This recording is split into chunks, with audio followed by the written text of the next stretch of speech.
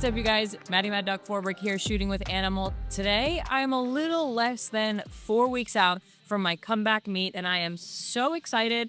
We're deloading this week, so not the most exciting lifts, but this is important. Getting a deload in when you are overly fatigued is so important for the rest of the meet. Like, all of these details really, really matter. So I'm going to take you through our deload. How's the energy? How are you doing? Yeah. I'm sitting with my butt cheek. All right, so I'm a little under 4 weeks out. We're not going to say 3.5 because every day counts and I'm scared. I'm not really scared. I'm starting to get excited. It's starting to feel real. When the prep was like, oh, I'm 15 weeks out, that felt like such a far distance away that I couldn't really even visualize it. And now we're at the point where it's right around the corner. Ultimately, I'm really, really excited. I haven't competed in so long, and I haven't really thought about like the true lead up and what that feels like. I haven't really thought about competition in a minute. So now that it's like right around the corner, I'm feeling really excited, but I'm also just feeling the effects of being in a powerlifting prep for, you know, a period of time. My body's starting to feel really beat up. My lifts are nowhere near my maximal effort, but it's gonna feel like it a little bit. So we're gonna keep getting rid of this fatigue by continuing to move the body, having incredible amounts of, you know, days off and a ton of rest. We still want to move the body. We don't want to take away these movements and have like technique decay or anything like that. So that's what we're doing in this session. Deloads really, really matter. You need to be smart about your recovery. You can eat great or, you know, have a good mentality, but it's not gonna overcome the fatigue your body's accumulating. So we're gonna get to it.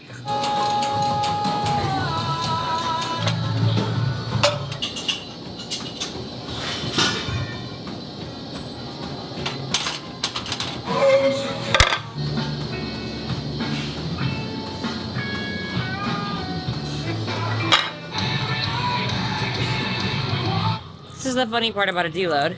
This is currently 115 kilograms, which is like 255, we'll say, pounds. And next week, if the deload goes well, I'll be squatting like 100 pounds more than that, and it'll feel so much better than it does. This is only like 75% of my max or whatever. And because of the fatigue accumulation, it feels like a max squat right now. That's a deload.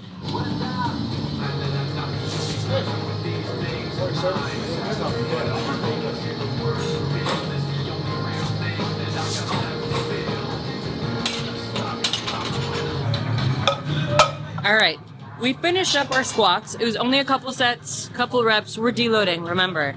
We're trying to decrease volume so we can decrease fatigue.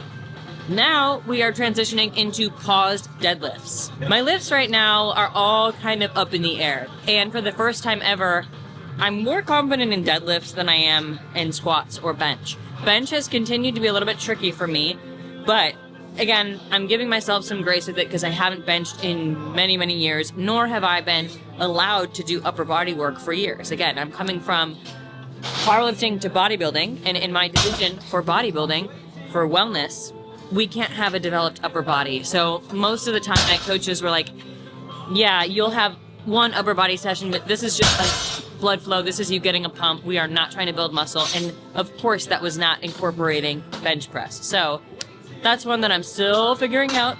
That's fine. But I'm more confident in deadlifts for the first time ever. Deadlifts and I are usually head to head. We're usually fighting. Deadlifts and I are usually going through a tough breakup. But for the first time, we're getting along. I'm getting into the groove of my positioning. I'm just like, it's all clicking for me a little bit more.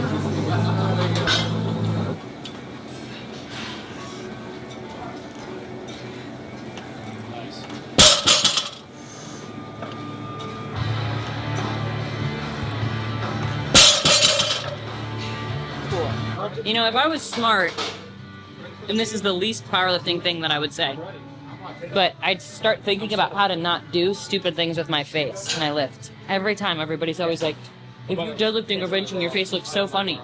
Like I'm a squirrel. I can't help it. I don't really care. I don't really care what I look like when I lift. It's not about that. But definitely come out with some funny faces. But if you're not lifting hard, if you're not making a face when you're lifting, you're really not lifting that hard. So that's my thought process.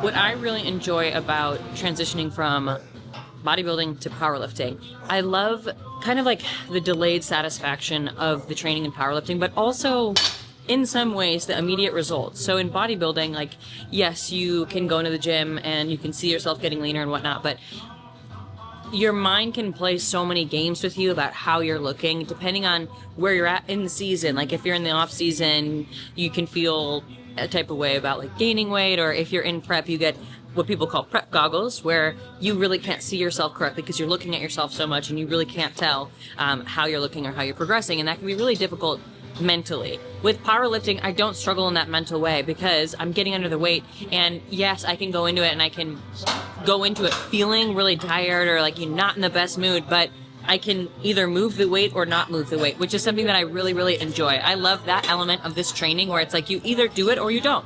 And so that's one of my favorite parts about this, and that it's so focused around what you're capable of. And in certain seasons of life, I think that we need that reminder of you are so much more than what you look like. You are not just a label of a bodybuilder or a body, or if you have a six-pack, then you're more worthy or whatever. And not that lifting a type of weight or a level of weight or any kind of PR makes you better than anybody else, but it's such a good reminder that like I can put in the work and I am capable of doing something. I'm capable of increasing the weight and overcoming challenge and all these things. And mentally, I just feel like that is such an important thing to experience. I'm going through that kind of challenge too. So both are challenging, both are rewarding in very different ways, and I love so many different things about both of them. But in this season of my life, that's something that I really enjoy about powerlifting, is that I don't have to look a certain way to do this. I can eat well and focus on actually fueling my body and recovering well, and then I'm gonna be stronger for it.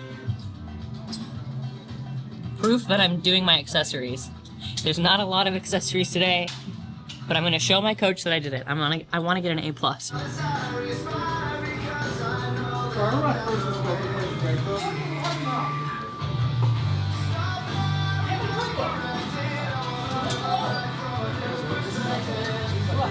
All right, you guys, we are done. The lift was quick and dirty, and sometimes that's just how it's gotta be when you are deloading especially. We got the job done, we executed, we were technical with it, and we were intentional with our lifts, which is exactly what you need to be on a deload. We're recovering.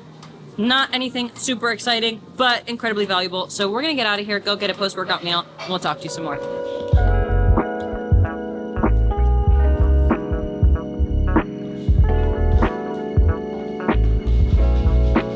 All right, guys, post-workout, like I said in the past, we keep it super simple. When we are thinking about nutrition after training, we want to prioritize protein and carb intake. Fat intake is not going to be a priority post-workout, just because fat's going to slow down your digestion, and we want to be able to get those carbs and the protein in quickly. So I like to go very simply with a protein shake, and then I'll do a carb source. So sometimes I will mix a protein shake into cereal. Sometimes I'll do like chicken and rice. Sometimes I'll just do, I've made like waffles, like protein waffles in the past, or even just like a shake and rice cakes. It's very simple. What I want to do post-workout is going to be something that is, yes, protein and carbohydrate focused, but also something that I know that I will digest well. This isn't a time where I want to mess with like something new or something that could potentially give me a stomach ache.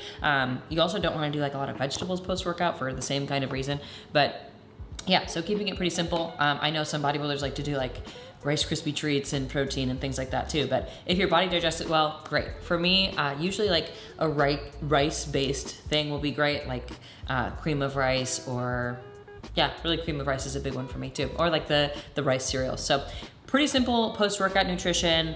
I always go for animal protein. I just think it tastes great, has high protein and very good macros as well, and this is my favorite flavor. brownie batter flavor is always going to be the GOAT for me. You know, you can keep it simple with vanilla and whatnot, but cookies and cream is my second best favorite. Brownies, so good. All right, you guys, that is the end of our deadlift day. It was pretty simple, but again, like we talked about, deloads are so important. You have to manage recovery. I don't care if you get all the sleep in the world or you get no sleep in the world, or if you eat pretty good sometimes.